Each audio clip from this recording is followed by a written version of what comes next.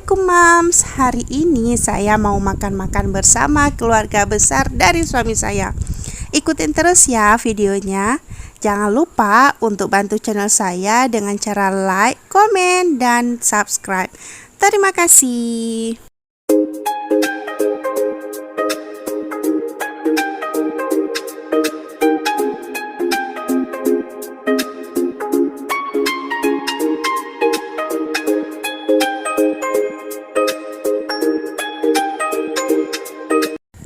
Wow, menunya juga banyak banget. Mulai dari udang, telur bebek, telur ayam, ayam sambal ijo, bihun, pergedel, rendang, gado-gado. Alhamdulillah banyak sekali menunya. Jadi menunya ini dibagi dua karena nanti mau dibawa sebagian ke Menasah di Kampung Bayu.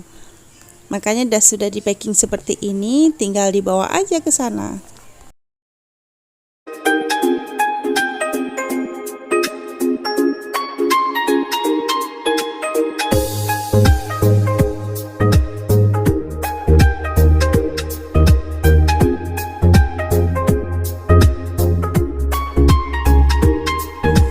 Dan ini dia menu utamanya, nasi. Jadi nasi ini sudah dibungkus dengan daun pisang. Kalau bahasa Acehnya nasi kulah. Begitu nasinya dibuka, aroma wangi dari daun pisang terasa banget.